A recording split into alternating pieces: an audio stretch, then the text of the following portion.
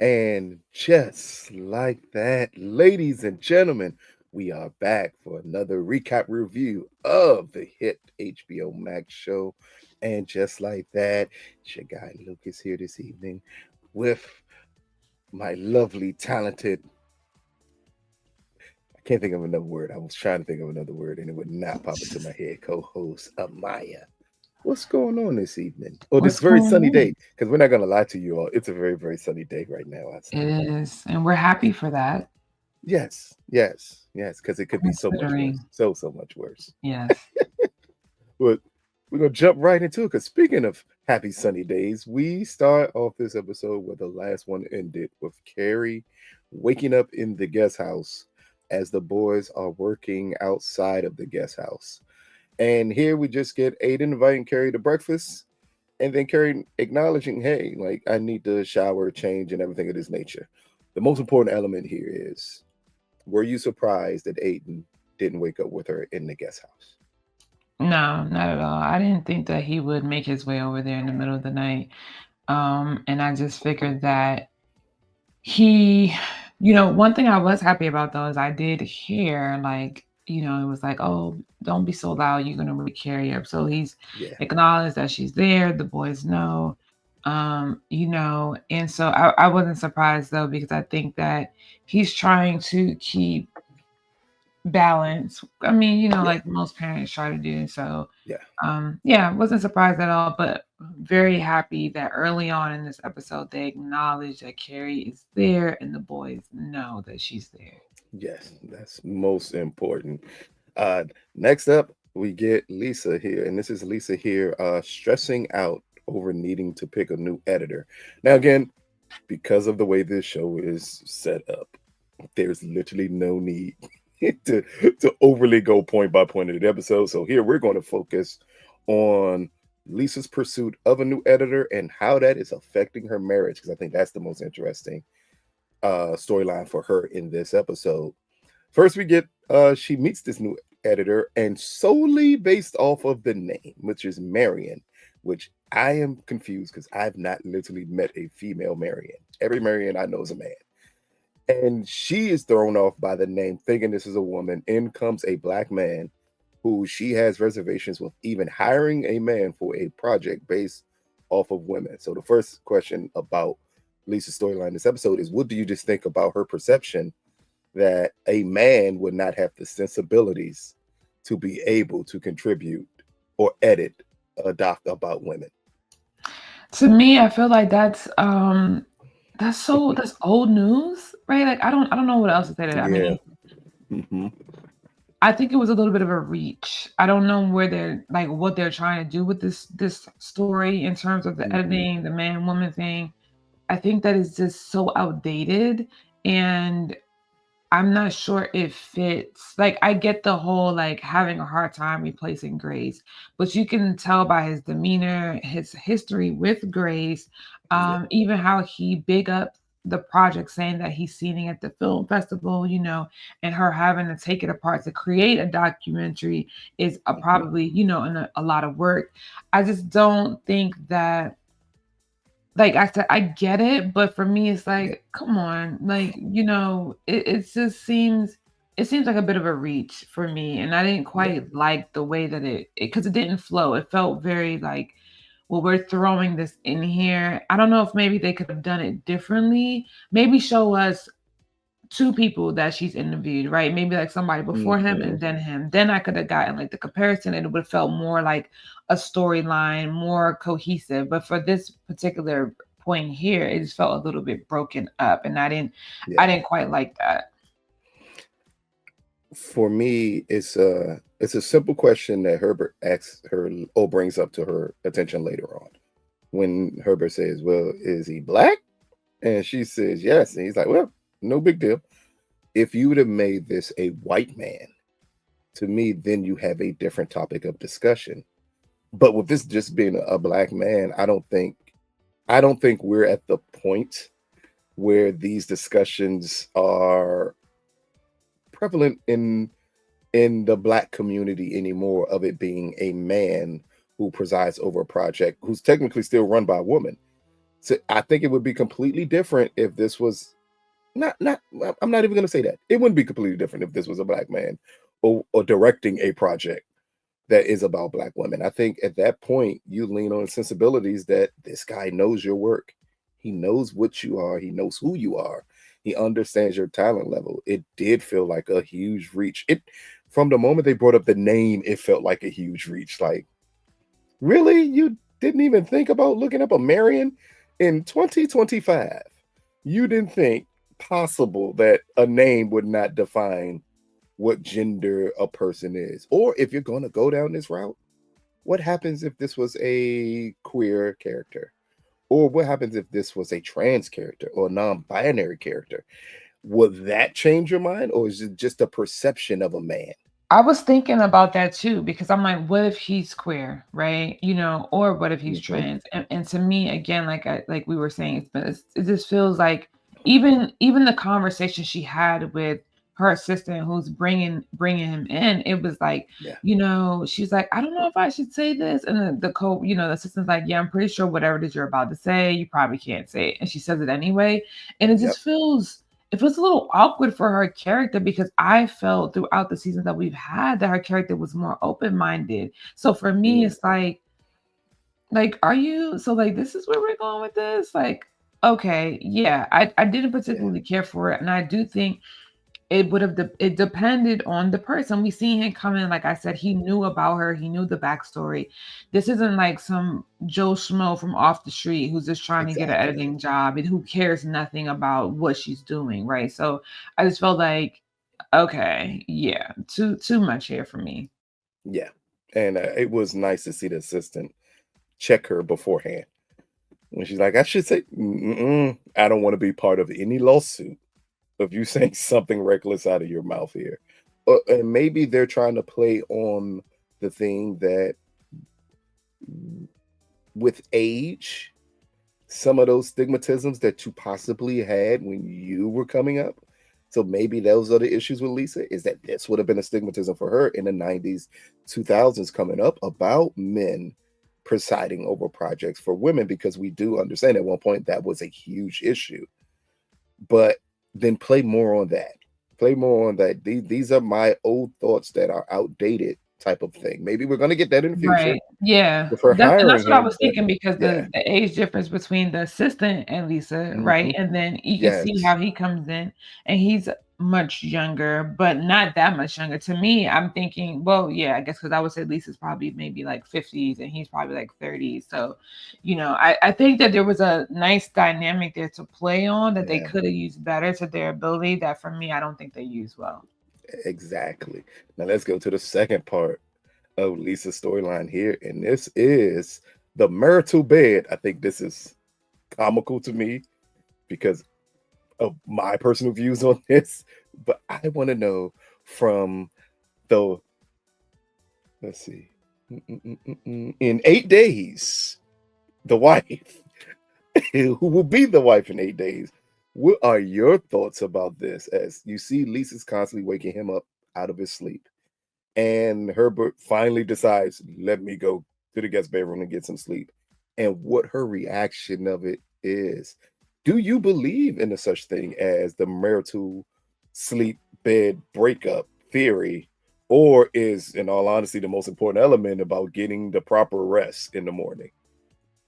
So for me, I'm Team Herbert, okay? Because one thing I don't play about, okay, is my sleep. All right. I don't play about my sleep. I think that had it been a bigger issue, then yes, I would say I believe in it, right? Like if they're not talking to each other, they're avoiding each other, or there's Exactly. something that they haven't discussed that needs to be said. But we're talking about, child, you over here.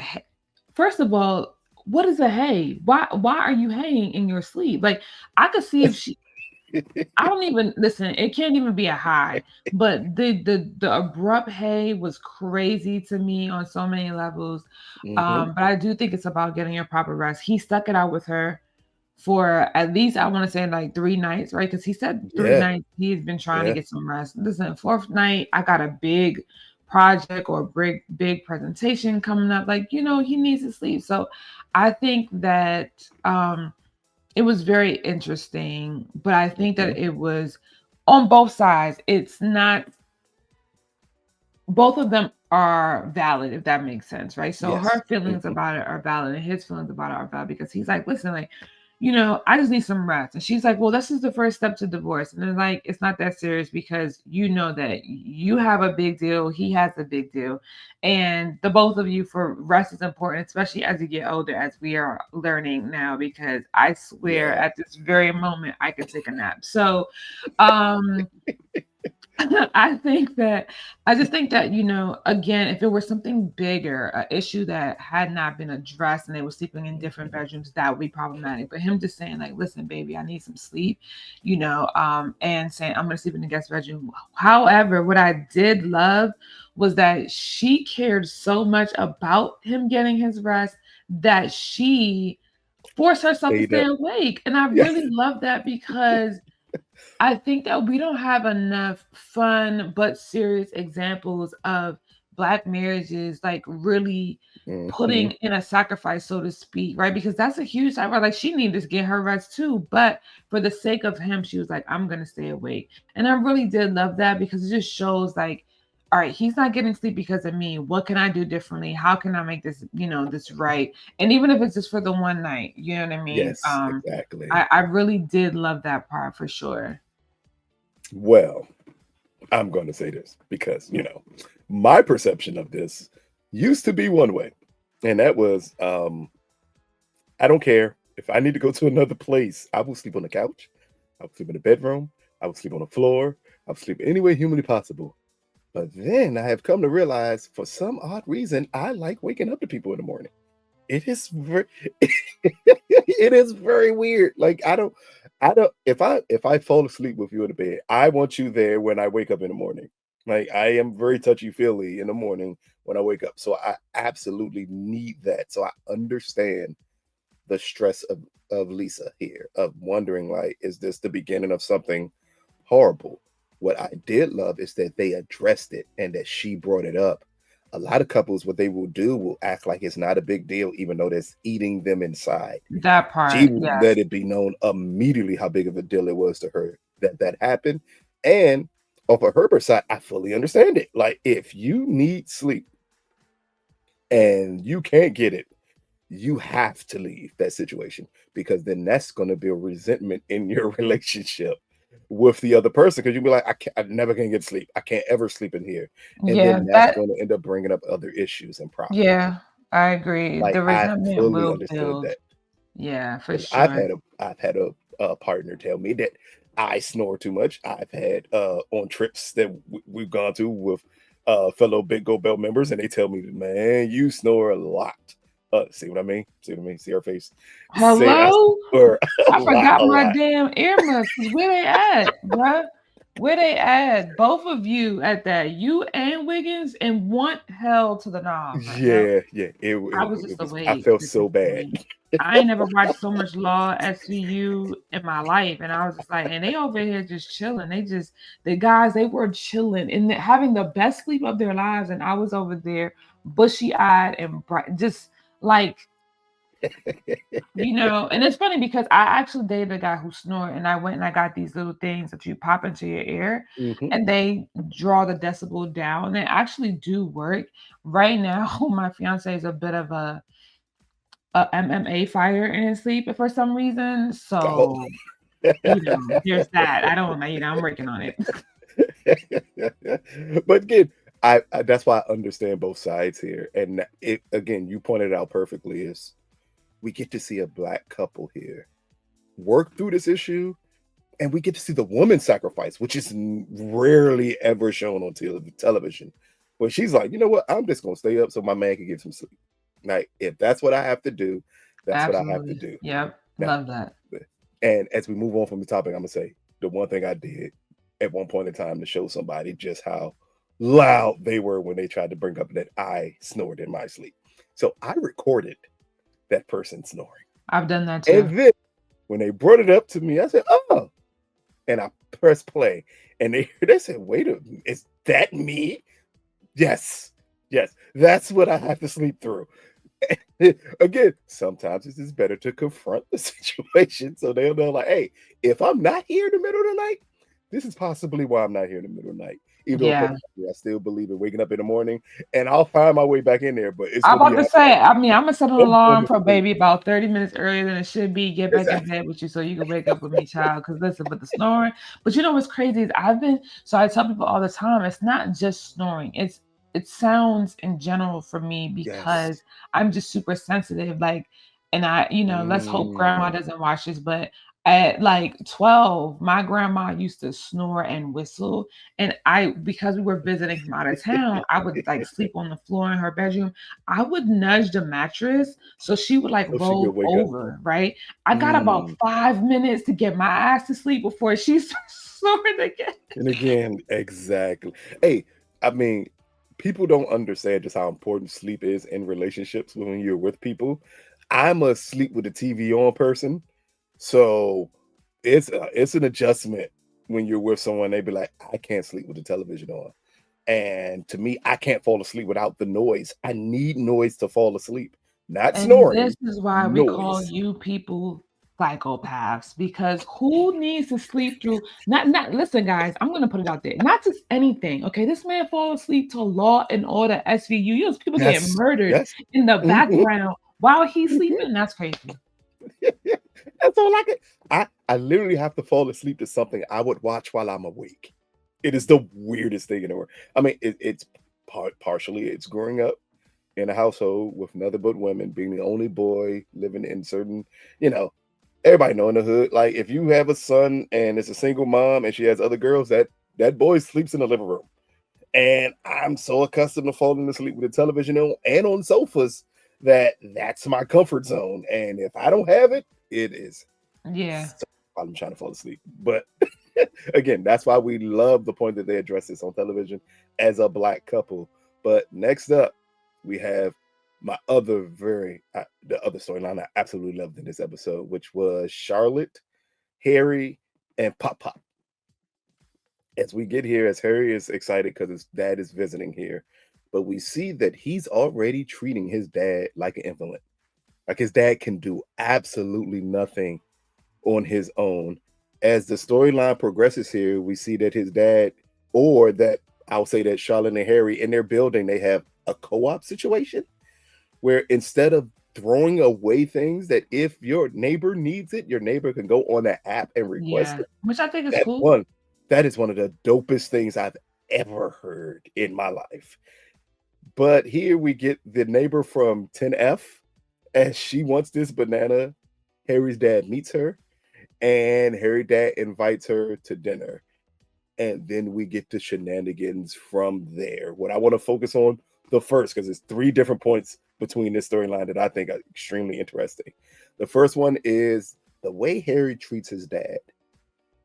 And the reason he treats his dad this way is his own fear of aging. What did you think about them showing that in Harry? Because again, this is something that we don't normally see a lot on television from a male perspective is the fear of aging. We always see it from women, but rarely see it from men. Yeah, I thought that it was interesting, and I love Harry, like, he's one of my favorite Mhm, characters, and I think that it's necessary to have these mhm. conversations, you know what I mean, from both sides, but I think for sure from the men's side. And I think that we get scared, and we've talked a lot about this in terms of parents projecting onto Yeah. us, but I guess there comes a Mhm. time where you project onto your parent, right? Like, yeah, Yeah. he might not be, his attention span might not be there, but from what we see in this episode, he's fully lucid. Like he knows what he's doing and how, what he can, where he's going and that kind of thing. Um, Mhm.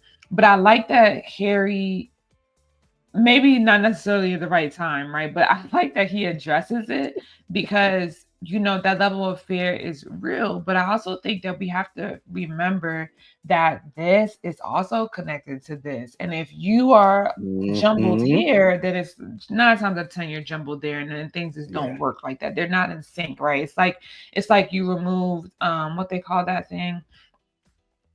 It's the spinny thingy with all the little knobs on it, like child. I can't remember. Y'all know what I'm talking about though. Maybe it's a gear. There we go. It's a gear. There you And go. A so gear. Okay.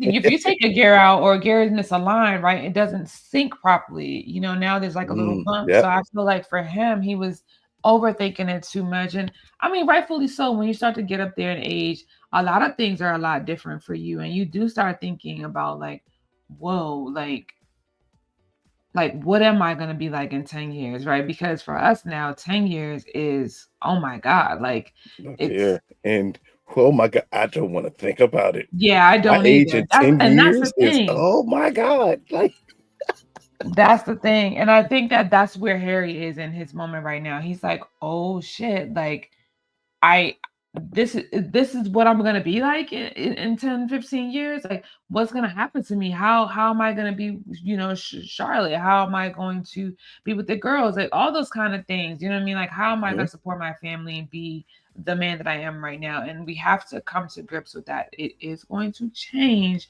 but that doesn't always mean it's going to change drastically. But I think the fear is very real and it's very normal to have. And so I think that we just should have, yeah, I think we should normalize that conversation too. There's nothing exactly. wrong with that either, because I do think that it's reasonable to be scared at getting older. Yes. And that's why I love the conversation between Harry and Charlotte here about how does this life look, especially sex? How does that look as we get older? I mean, that is a realistic conversation to have of saying it's going to become a time where parts don't work the way they used to work. And unfortunately, I think this conversation is way more on men than women. The the older women get, the sex drive does at times increase. The older men get, while the sex drive may still be there, it's a possibility the equipment doesn't work the same. And how does that adjustment work when you're in a marriage? And I love the way Charlotte reassured him, like, this doesn't mean we lose Charlotte and Harry just because of this. Yeah. That's fine. We just need to see how does it work moving forward. It's a conversation that I think a show like this is the only one that can have it because we're dealing with older people. And that is a very interesting thing. I felt when Harry said, I have my father's feet. I don't, excuse my language, I don't want his dick. Like, I have his feet. I don't want his dick. But Because at that point, he's putting a perception on what he believes his father is versus the reality of the situation. As we find out later in the episode, because Pop Pop going porn up every day. Like Pop Pop still got it.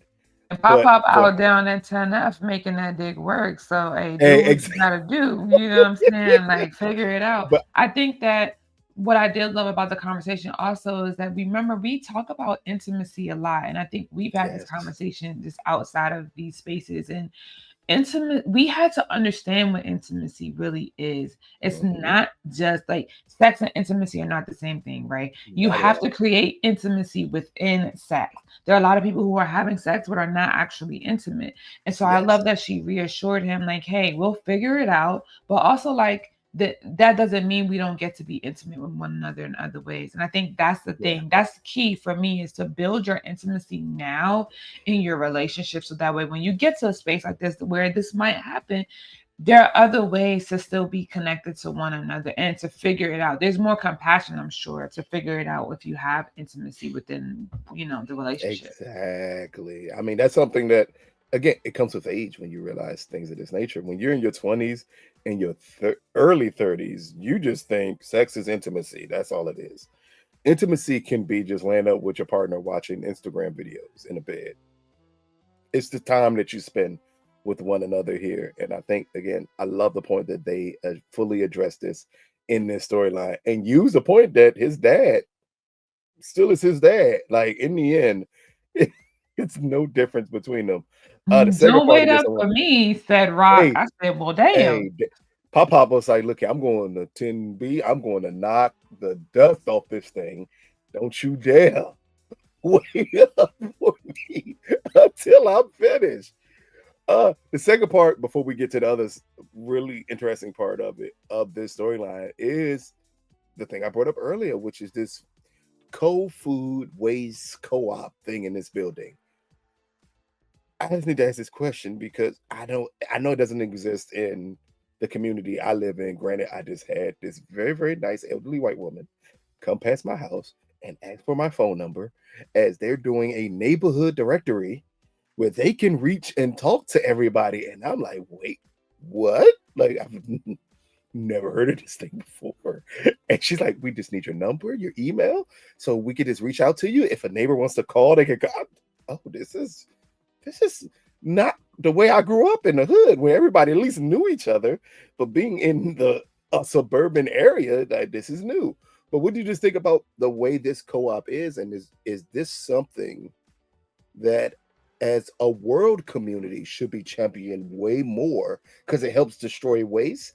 It can help you also get to know your neighbors more, because we see the way Harry is, as him not wanting to really participate in this, but Hey, don't just, come for my kind of barbecue sauce. Don't ask for barbecue sauce and then come for the and kind that of was Sweet barbecue Baby sauce I Ray's. got. That was Sweet Baby Ray's. Charlotte pulled out Sweet Baby Ray's. Look at, until I found out like 2 weeks ago that Sweet Baby Ray is actually a white man and not a black man, and his name was Sweet Baby Ray because he played basketball with black people, and they named him Sweet Baby Ray because of the way he played basketball. Like, I'd have been like, look here, that is sweet. Girl, that's Sweet Baby Ray's. You cannot say that's bad barbecue sauce. But nonetheless, what did you think about the way that they show this very rich community building a community, and just how invested her children are in it? As Rock is on the app, just looking at stuff and like, hey, this is stuff we can do to help out other people. I think that we forget that rich people stay rich. Hmm. But I will just say that community is very necessary, right? Yes. Because you don't know what you don't know that you don't know. In terms of, you don't know who's around you, you don't know what they have, you don't know the capabilities, you don't know what they might need that you can offer. Just the other day, I told my brother, I always get these really big bottles of water from Ross or maybe Safeway, the alkaline bottles of water. Yes. And I was driving home and I saw an unhoused young man. And I guess somebody had given him some food. And I was like, you know what? I'm like, yo, you want this bottle of water? He was like, yeah.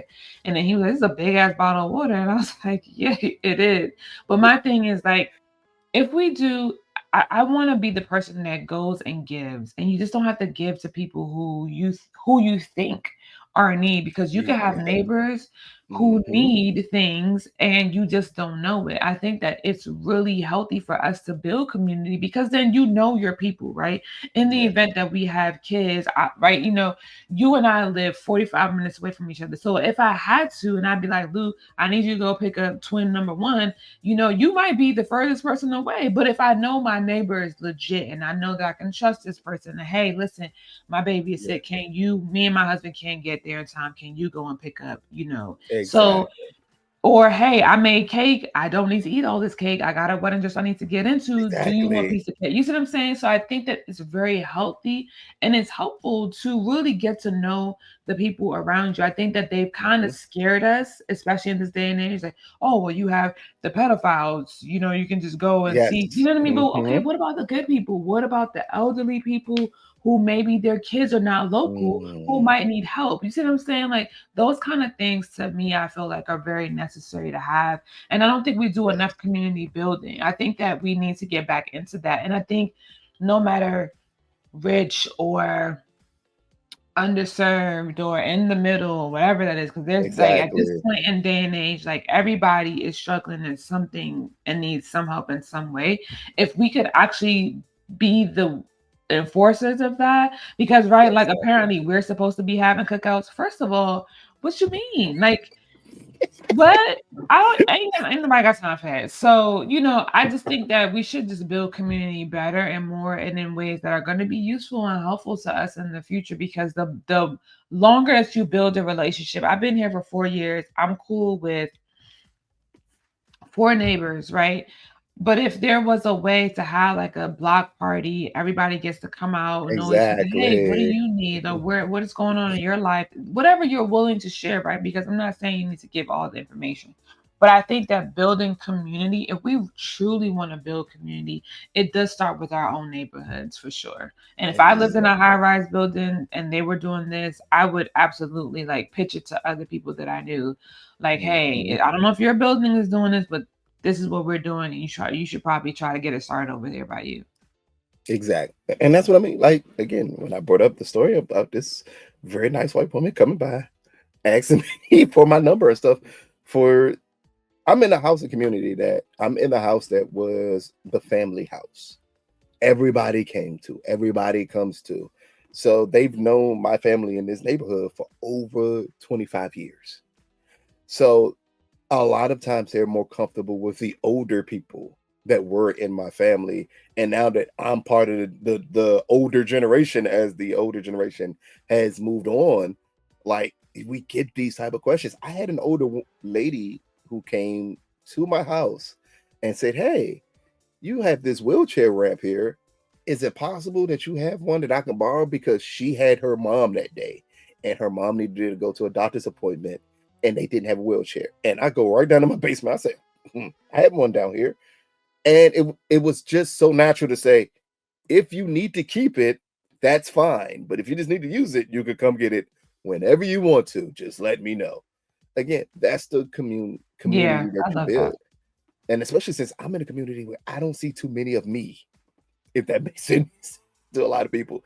It's a lot of older, either white people or other POCs in my neighborhood. I don't see a lot of me here. But the point that you feel comfortable enough coming up to me to ask me these type of things means the world to me, because it shows that in the end we're still neighbors. In the end, Absolutely. we Yeah. still all live in this, and it's about building that type of community. And growing up in the 90s in the projects or the hood, whatever people want to call it, one thing we always remember is you knew every neighbor in those neighborhoods growing up.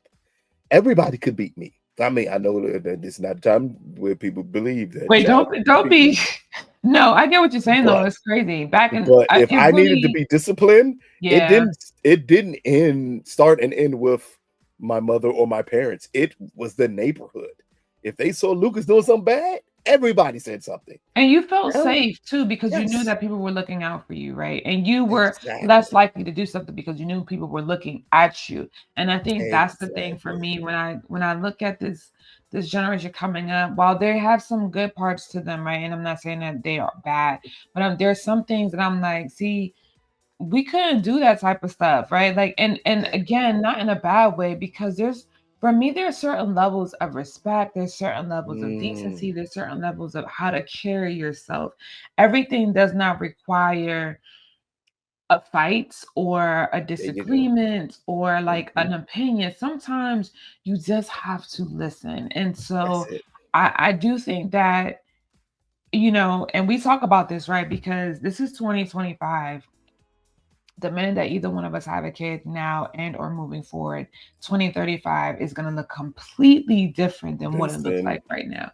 And I just don't even want to think about it. I'm just trying to stay present because as two people that are and will be older parents, look here, I'm not here to argue with nobody. Like, I chose this life because this is the life I wanted. And with the next generation of children, like, it's gonna be situations where I'm like, I don't understand that. Let me call somebody. Let me call a younger one so they can explain all of this to me. that part, And yeah. you want to be safe in certain neighborhoods and certain communities where your kids can just roam free. I think that's another element that's missed here. And I love, again, it all relates back to the way this co-op is in this building. The point that Rock can be on the app talking to other people in your building and you still feel she's safe and secure. Again, we you have to get to the point where you don't let the world's perception hurt your child's perception of the world. Agreed. Agreed. Like, your child needs to still believe in everything that's good in the world and not focus on all the negative, because we didn't have that growing up. And I love the point that they show that Rock doesn't have that growing up. She's like, "Well, no, we need to get this away. We're not using it. Maybe somebody on this app can use it." And again, that's the communal part of the world that needs to be talked about more. As you Yeah, said, because you we have are this big super bottle of wasteful. water in your car. You're like, "Hey, do you need something to drink?" I Yeah. keep money in my car just in case I drive past unhoused people Yeah. and they need something. When I go to the store, 7-Elevens, all this other stores, and I know I'm going to see somebody on the house, it's like I'm automatically prepared for you to say, "Hey, you have such and such. Come in here and pick whatever you need." It is what it is. I wasn't blessed with what I have to hold it just for myself and my family. Absolutely. I Yep, need that to help part. other people because that's the way this world works. So I absolutely love that they showed that in this episode. Next up, and the final part of Charlotte's storyline that I absolutely love, Lily and Diego, because this is a new generational thing that have happened here. As Lily tells Pop Pop that Diego is a ballet dancer. Pop Pop, being him, says, "Hey, in my day, ballet dancers didn't have girlfriends." And we very quickly hear Diego say, "Oh, I have a boyfriend too." And Lily say, "Oh, he's poly." And we see the reaction of the rest of the family as they're just finding this out about Diego, but we see the comfortability with Lily and this, and the person who she has these feelings for also being poly. Just what do you think about just exploring this in this show? Because again, what I love about Charlotte's storyline is none of this is talked about at all. And now we get to see on a major show how it is for teenagers to talk about being in poly relationships.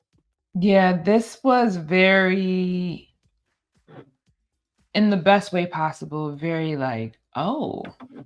because again, we have those conversations with adults, but we don't have them with children, right? And by Exactly. children I mean like teenagers. I feel like 12 and up, there are conversations that I can have with you because you may come across somebody who has parents where they have two moms and a dad, or they have two dads and a mom, or whatever have you, right?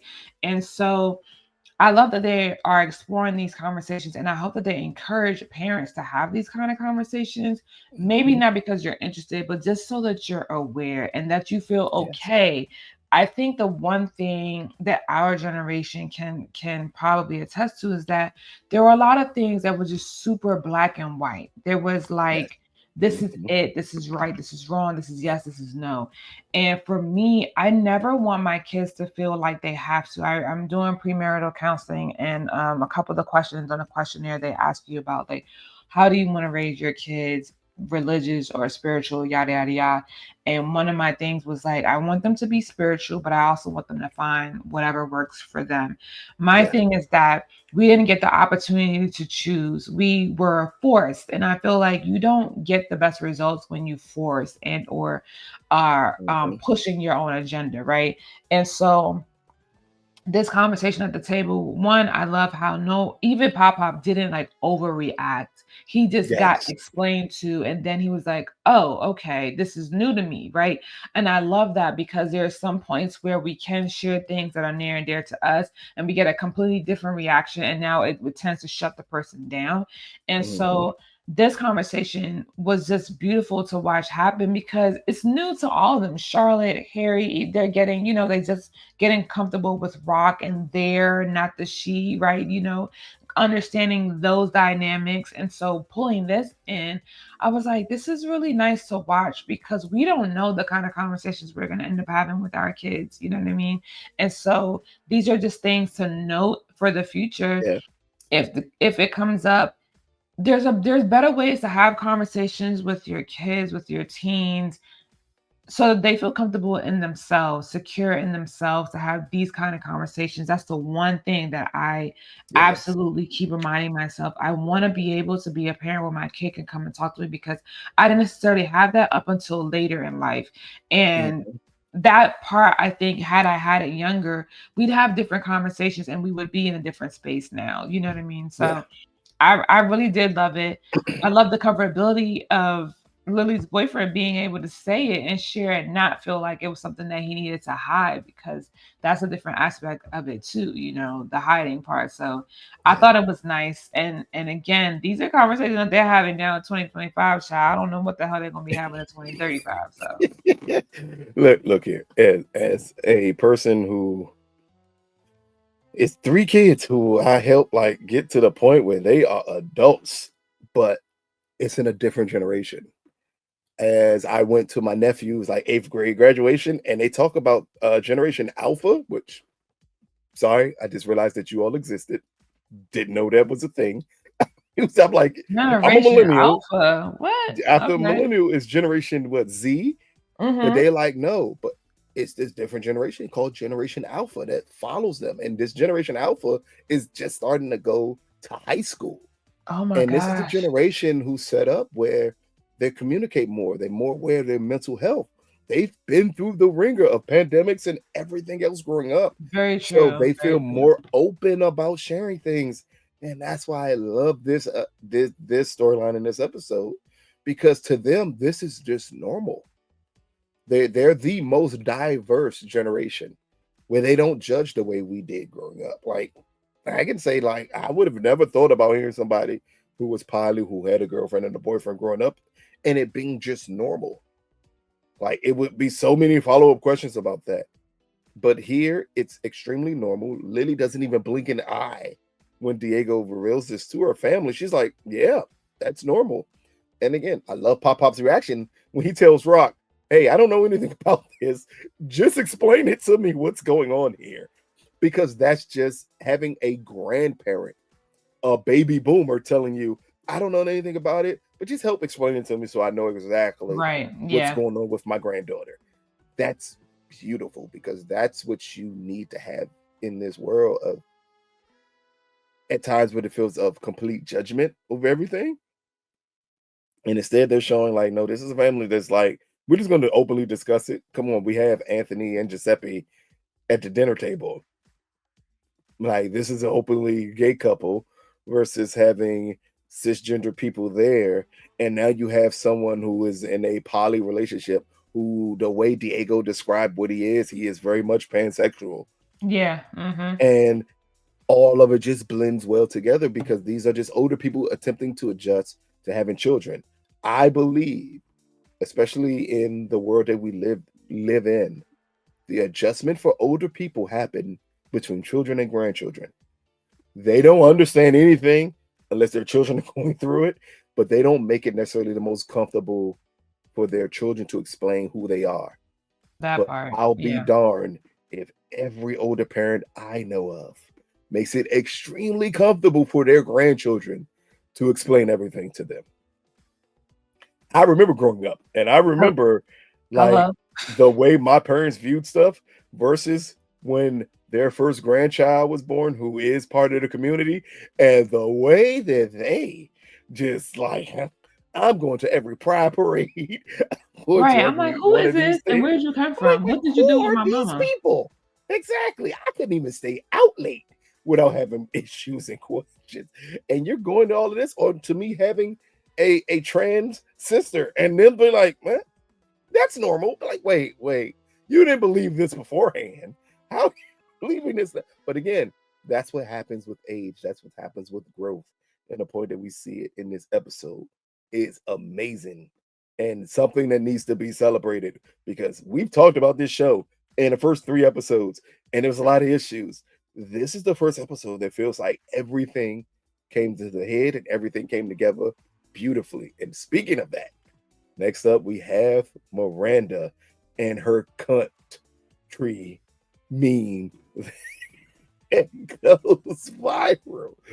This, what do you think about one? About her enjoying her excitement over Joy giving her this on air opportunity, but also the evolution of this situation with Joy and Miranda. I think that I love Miranda. She's coming into her own, right? The Mhm. last two episodes we've seen her like kind of right. In this episode, I'm like, all right, this is the Miranda I want to see. I want to see you confident. I want to see you excited. I want to see you exploring. And for the first time, she's getting there. She forgets what Joy tells her in terms of like, hey, listen, take a Mhm. moment, breathe. And unfortunately, she pauses at the wrong time. She becomes a meme. But I think that you're living in a different time, right? So there is always going to be social media around now. We have to be mindful of the things that we say because at any point somebody can chop and screw it. Somebody could take this interview and chop and screw something that we said, right? And so just being more mindful of what we're saying and how we're saying it. But I love how Miranda, while she's a wreck, she's also willing to take advice from Carrie, because she calls Carrie to say, hey, like, I invited her over. She canceled on me. She said that she won't have enough time because she's hanging out with her friends. Yes, And Carrie's like, well, just invite her and her friends over for after that party, drink, and let's see how exactly. it goes. And so I really did enjoy seeing her transition from being nervous and maybe insecure to now being like, all right, this let me just go. This is let me go and get out of my head of it all kind of situation. And it was interesting though, because I did think that Joy was overly quiet during this whole entire interaction with the friends. I think it was for me in my head, I was like, oh, she's the person who kind of like, I've had enough of my friends, but I can't tell them I've had enough of them, so they just here Yes, drinking up all this alcohol and doing their shenanigans. But I love at the end where they have that conversation and she's like, no, I'm I get quiet when I like somebody, or I have feel, you know, feelings for someone. And it was very interesting because I've met people like that before who kind of turn inward and like they're in their head. And I love that they have this moment together where, she's like, well, I'm a bad kisser. And she's like, well, let me be the judge of that. Again, this is Miranda being confident, taking charge, not waiting on yes. Joy to do it. And Hmm. I really did like that part for sure. Yeah, this was a very interesting and the best storyline we've seen from Miranda this season. I mean, down to Joy giving her the opportunity, which Miranda's always asked for, to be on air, for her to make a meme thing by, I know the moment she said cunt tree. And he's like, oh my God. Like, that's, especially on live television, that's not something you say. But just everybody's comfortability with it. And Miranda thinking that this would be the thing that would make Joy not want to be with her, and Joy not paying any attention. Her friends joke about it. I think it helps disarm Miranda a little bit that everybody saw it as a joke. Everybody saw it as a thing, and Miranda has a problem of being stuck in her head. And when she's stuck in her head, she's worrying about everything humanly possible that she shouldn't be. Down to just noticing again from just the pan of Miranda being in the refrigerator with Joy friends, as Joy says, being a lot, and her just being quiet in the corner. And her saying, I get quiet around people who I like, that I'm attracted to. That's the truest statement ever for me. Because I think most people are that way. Because then you start focusing on that person, but you don't know if that person likes you. So you're like, I don't want to come across as me being too strong about it. Everybody can't be Alicia Keys and you don't know my name and Hey, put a little listen. extra milk in your hot cocoa, even though you eating fried fish and sweet potatoes for breakfast. Like everybody can't be that way. So I absolutely love the way that they show Joy just saying, I really like you and I don't know how to approach this situation, because that's a real dilemma for majority of the people in the But world I that was think gonna I say really it's like so you and I don't know how interesting to. how we revert to almost maybe like those very early years in liking someone, the gum in your hair, the plucking you in the back, you know what I mean? Like those kind of Yes. things, and realizing like these ladies are in their 50s. No matter how old you get, you still have the nervousness and Hmm. the confusion about like, does this person like me back? And I love that they explored that here. Yes, exactly. We can't write letters no more. Like the do you want to be with me? Yes, because I never put no, because that's not an option. Do you want to be not, with me? not you Yes. bullying them in the letter you wrote, sir. Get out of here. So I absolutely love this episode. I love Miranda in this episode because, as you pointed out, this is the most confident that we've seen her. Like she finally pursues the relationship that she wants. And we're going to close this out with boy a doozy of everything going on. From I'm trying to figure out how to start this conversation, and I'm just going to start it. What do you think about Aiden's relationship with his children? Because that's the most interesting dynamic here, is that we see, because all we heard before was he needed to go back home to help Wyatt in a deal with his sons. But we realize Tate and Homer are very accepting of Carrie with no issue. We even realize that Wyatt is accepting of Carrie, but that Wyatt possibly has a diagnosis that his dad is not comfortable with, which changes the dynamic of everything. So, first, what did you think about Aiden's relationship as it pertains to his sons, especially Wyatt? So for me, I was waiting to see what this was going to look like. I think that like you said, Homer is very welcoming of Carrie, giving her clothes, like, hey, I can take you to the store if you want, and XYZ. Yes, Obviously, Wyatt is while he's accepting, he's attention driven and he needs the attention right now, which that's it. Yep. I understand, Hmm. right? I thought it was an interesting dynamic because, like we talked about the last episode, how we didn't think that Aiden was cool with the Adderall that the ex-wife had asked her to Hmm. bring. And so, and him not expressing that, we talked about that, sweeping things under the rug, right? No, like, let's talk about it. And Bob need to go sit down somewhere because, sir, wrong Wait a place, minute. wrong time to have this Wait a kind of minute. conversation. We disagree for a change on something. Really, that's good. So what I Oh, will say is that I think that Wyatt needs more help than his parents can give him. I think that hmm, they can support him, but I do think that possibly they might be going about this.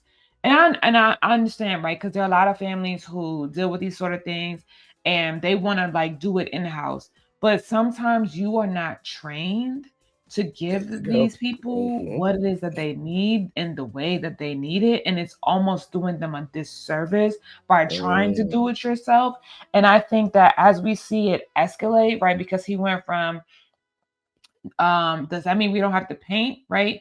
Well, if he's not painting, I'm not painting. Then it went to, well, nobody's playing with me, nobody's choosing my cards at the game, so like now I don't want to play the game anymore, to the very high escalation of, f you, f all of you, and breaking the window. These three things happening in one space at escalating in the same day, for me, is proof that, yeah, you guys love Wyatt, but what Wyatt needs, you guys cannot provide him, and I think that he needs to be mm, somewhere where he can be provided what is needed. Um, and I think that Aiden is holding on. There's a lot of guilt there that, the divorce, right? mhm, The going to see Carrie and things happening while he was away. I think that he's guilt driven right now. I don't think that it's healthy. I think that he has, even the oldest son that came to celebrate the 21st birthday. I was thinking they're gonna mention something about the alcohol, but they didn't. Um normal. and so I thought that was very interesting considering that they're trying to keep Wyatt away from substances.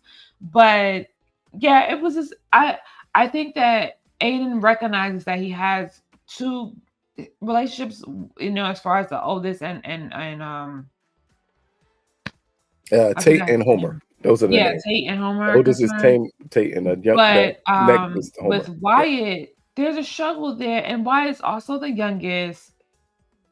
And as somebody who's the oldest and understands that there were things happening in my younger brother's life in terms of how he grew up while he was growing up with us, but his perception, right? Because as like you're looking at me, you can see different views of these paintings. While as I'm looking at myself, I also see different views of these paintings. And I think we forget that just because we're in the same household doesn't mean Yes. we see everything exactly the same. Hmm. And so I think that this is a very interesting dynamic, but I do feel like Wyatt needs different help that Aiden and the ex-wife can give, and there need to address that because while I think maybe it's possible that Adderall might help, if you're not doing it doctor prescribed, that's also problematic in itself because we don't know what the reactions could be to that. Mm. Now, here's the weird part of it before I get into the Bob of it all, because the Bob of it all is important to me. It is pointed out by Kathy that he's been diagnosed already. It's Aiden that's holding back. So it almost makes me believe that he was probably prescribed Adderall, but Aiden doesn't want him on it at all. So Aiden's guilt is hindering his child's growth because Kathy is more than willing to do whatever's necessary. As we see, even her slight interactions with Wyatt is her like, "Hey, I need you to eat this. You're gonna do this," and her as he blows up, her look directly at Aiden and say, Yeah. "And now you don't believe he still needs this medicine." So that tells me that the doctor prescribed this for him, and it's Aiden that's holding off and not having him be on it. His older siblings, their reaction is natural because they're just like, "You need attention." That's what this is why needing attention Yeah, again. exactly. Mhm. But again, if you have a child with ADHD, you understand what that attention seeking thing is. It's not a problem. And I don't like saying a problem. You understand what that is, and you understand how medication can help that in certain children. And you have Kathy who's willing to do whatever's necessary to help her child, but you have Aiden who just feels keeping Wyatt busy will be the answer to the problem. Which is And not. It's no, not. that's not the answer to the problem at all here. Down to having the boys go fishing with someone who doesn't fish and Carrie, and Wyatt be like, "This is boring. This is stupid. I don't want to do this." All it took was for Carrie to say, "Well, what do you want to do?" And his whole attitude changed because a lot of kids with ADHD, they're stimulated off of different things.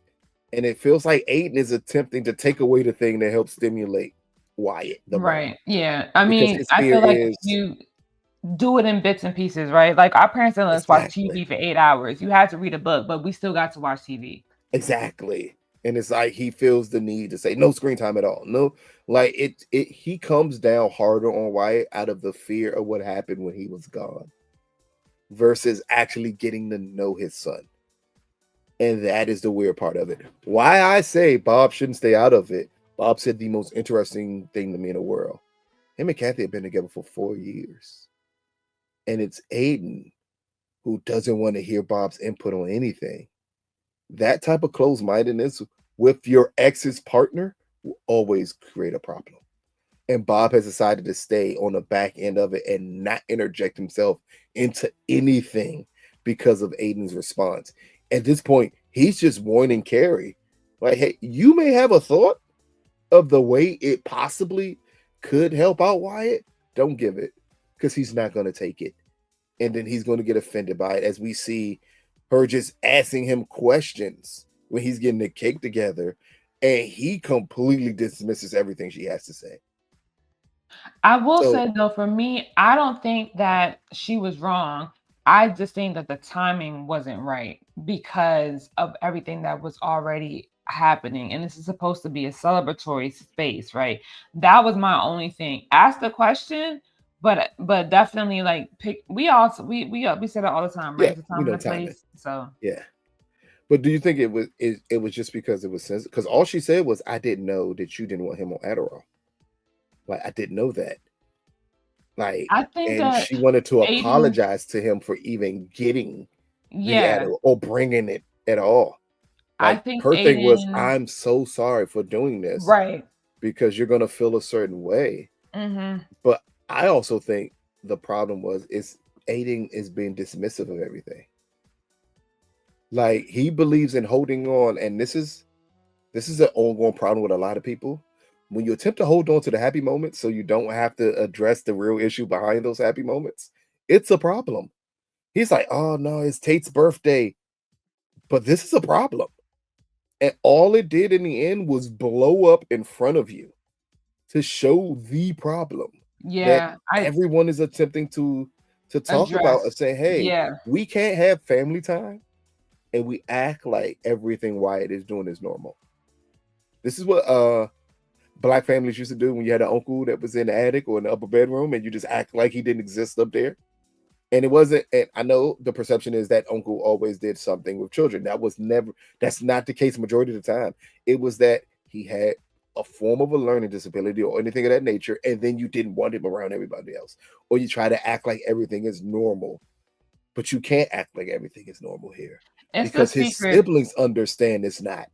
Yeah, I think it's the not addressing secrets, or not even secrets, just not addressing what's right in front of you. It's always going to be Yes. problematic. It's always going to cause riffraff. And so I think Aiden not addressing it and thinking that you can't, if you're not on the same page, right? Because him and Kathy are not aligned, it's always going to cause an issue. I think for me, Bob's warning, while I don't know, because I feel like depending on who you are, that could be seen. Hmm. Warning, sometimes a warning is not necessary. Sometimes it could say like, hey, this is what I've experienced. I'll just share it with you and let you take away whatever it is that you will. You know what I mean? I think that also it shows that Aiden is not willing to move Mm-hmm. either, because why, they've been together for 4 years, right? Which means that Aiden has had more than enough space to be in a relationship, and Yes. still deal with um Wyatt's issues. So for Mm-hmm. me, it definitely added more questions, because now I'm like, well, what's the holdup, sir? Because if Mm-hmm. everything is exposed, you understand it, and you now you can say, hey, like this is why I need to be here, but like we can come back and forth. Like I don't, it's still so many unanswered questions for me that I'm just Yeah. like, mm, again, are you settling for to not be alone, right? Because while he needs to be there present for his children, he can absolutely be present for you. For And you. I think Yes. that he's trying to hold them hostage in a way, because he has guilt, he's guilt ridden, instead of saying like, hey, Wyatt needs to go with his mom at some point once a week Mm-hmm. and whatever it is, so that we can balance it out. I don't think that he's doing a great job, and I still stand by, like, sometimes even though the Adderall will help, I don't think that it could hurt for him to, whether it's in Mm-hmm. house or out house, in terms of like going to a session once a week and being able to talk to somebody and really work through the issue. Um, it's not enough what Aiden is doing, and I think in the end No. it's going to be more harmful than good, and then Mm-hmm. it will in turn harm his relationship with Carrie, Yeah. whatever that is. And yeah. And I think that's the biggest issue here. We were made to believe throughout last season with Aiden that Kathy was the villain. Kathy was the one who wasn't willing to do all this. And now we're getting to see, no, she's so much more open to, hey, what do we need to do to get him help? Hey, he prescribed Adderall. Let's get him Adderall. Hey, Carrie, can you do this? And it's almost like Kathy, because we thought like it was odd that she reached out to Carrie about this. I think she reached out to Carrie about this because she assumed Carrie knew. And Aiden is completely hiding all of this from Carrie. Like it is something that develops a hole in their relationship because you're just not being open and honest with your partner. And I think that is the ongoing issue and the problem here is that he's not willing to be open and honest with Carrie with everything that's going on with Wyatt. And then we get this big blow up at a game, and we saw the efforts that Carrie took to connect with Wyatt, down to Wyatt accidentally hitting her, him being very apologetic about it, and then Aiden telling Carrie, "Yeah, don't make him feel bad about it." And she's like, "I feel like I can't even rub my head the way you just said that." Like that just shows like Aiden is being overly protective of Wyatt, but in a way he's just stifling who Wyatt is. And that's Agreed. going to be an ongoing issue. But by the end of this episode, when Carrie tells Aiden, like, hey, I didn't believe you needed to be down here. Now I see you need to be down here. And she gives him the key to the place. But this doesn't feel like her fully understanding the position Aiden's in as much as her understanding that this is possibly the end because you're not willing to let go. That's what I was thinking. I was Yeah. thinking it's very interesting that you're giving him a key, and in my head, I'm thinking he's not willing to let go of the fact that he can move forward. He's not willing to let go of the fact that Wyatt will do better with the Adderall, and I don't think that he, again, and I don't know what it's like to be a parent yet, but that guilt, that you know how when we run track, they call it the No, monkey hold up, on hold up, your hold up. back. Let me stop you real quick. I'm not gonna allow you to say that What? because it's three girls that I know of that can say Uh, completely different. well, yeah, It's- right. I mean, yes, you don't know what it's like yes. being a parent. 'Cause listen, they took me through the ringer, but I think that there is a time when you do start to learn to listen more than you speak and There to you go. ask, how can I help you and what do you need? And I think that Aiden is not doing that. And that goes into the whole parent knows best. And I do Yeah, this because sometimes, if you don't know your child, and which is proven right now that Aiden does not know Wyatt, you don't mhm, know best because you're not willing to listen. And yeah, I think that Aiden is stuck in his guilt and won't move forward with Carrie nor with Wyatt and what he really truly needs. And in that term, the family cannot heal. And even though you are divorced, the father is still the head and he still leads. And if he's not mhm. leading the family together, then the family cannot There it's you it's go. not gonna be cohesive.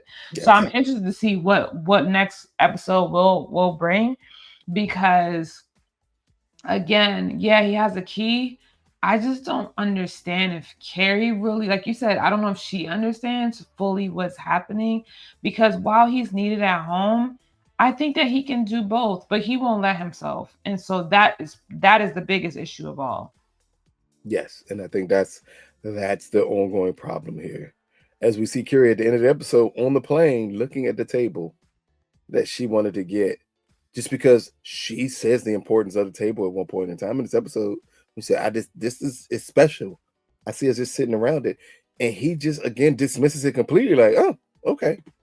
Almost saying, well, just get it then if that's what you feel, but not understanding that that's a connection to Carrie. But then I think she fully understands who Aiden is by the end of this episode, just by the way he deals with Wyatt. And I think that's going to be an interesting dynamic moving forward for Carrie this season about how she deals with that. But finally, we're going to close out because this was a amazing, the strongest character this season had the kind of slowest storyline in this episode here, and that was Seema. As she's told by Ryan, who acquired the company from her partner, that she has to move out of her office within a week. Seema attempts to Jerry Maguire her way into an assistant. It doesn't work because the assistant says my rent is $3,000 a month. What we ain't fitting to do is take a pay cut when I got to pay somebody $3,000 a month. But just quickly as we close out this episode, what do you just think about the next step for Seema? Because she brought it up last episode that she fully understood what she needed to do, and now she's being forced into that role, possibly a little sooner than she wanted to be. I think for Seema, this is good. She needed the push. I think she was gonna sit on it and wait the 30 days because and I'll say this based on her character, and I understand the wanting to have it just right, the wanting to have it lined up, the wanting to know that everything was in place. And sometimes you don't get that opportunity. Sometimes you have to move. And I'm gonna go spiritual for a second. If you don't move when you get the sign to move, God will make you move. And that's what's happening right now. So she's being forced to move, which I think is going to be a good thing for her. I just want to see how it pans out. Exactly. She expected this from Ryan. So, excuse me. It's not a big surprise because she brings up, or he even brings up, like, so this is the asshole you were expecting me to be. And I think that's as he's been pursuing, or they play it like he's been pursuing Seema this entire time, trying to get her to sign on this day. And she's very adamant, like, no, that's not what I want to do. So, as you said, when it's time to go, God has to make you uncomfortable. And he made Seema extremely uncomfortable by the time we get to the end of this episode about what her next steps are going to be here. So, not much to talk about from our favorite characters so far this season about what's going to happen because I think they just set it up to let us know like bigger things are going to be in place for Seema and how Yeah. all of that's going to work out. But your final thoughts on episode 4 of And Just Like That. Definitely my favorite episode so far. And I'm looking forward to seeing how each of these characters blossom because there's a lot to think about and unpack for them. So excited for what's to come and really happy because we're about halfway through now. So excited to see what the rest of the season is gonna look like. This is definitely my favorite episode. Oh, this was definitely the best episode of the season. This is this was the payoff of the first 3 episodes of seeing exactly where we were going with these different storylines to attempt to build something greater, and I think we finally get it in this episode. So, ladies and gentlemen, let us know what you all think about episode 4 of And Just Like That. What do you think about Lisa's worries and concerns about her and Herbert and this sleep thing, and her concerns about hiring a male to edit her project? What do you think about Harry and Charlotte and this relationship as it evolves as they get older? And are these fears that you all actually have also as you get older? And finally, what do you think about Carrie and Aidan and Aidan's, I want to say, propensity to cater to Wyatt and not necessarily in a way where it helps Wyatt? And how does that affect his relationship with Carrie? You can catch us after every episode drops on HBO Max. It may be a little late this week, which is fine. A wedding is being planned, people. Be considerate. Yes, you can blame it on me. It's fine. But yeah, we Exactly. appreciate you for Look at rocking with us. by But by next week, we're gonna be all chilling and partying at a wedding. Look here, we're gonna try absolutely. our best to get this episode on time and the next episode. But if it's a little late, just understand I'm gonna take a picture with the bride and the groom, and I'm gonna post in the sand and say, "This is why you all are so a little late," and you all are gonna like it and be like, "Oh, that's sweet," because love is love. That's the most important aspect of it. But like, comment, subscribe Subscribe. again. Get them down in the comment section. I was down there this week. I'm gonna try to get down there more and more to just interact with you all, especially the ones who say like you all don't watch the show, but you love our recap reviews, which we greatly appreciate. This has been another big gold belt review of the hit HBO Max show. And just like that, peace, people. I do this.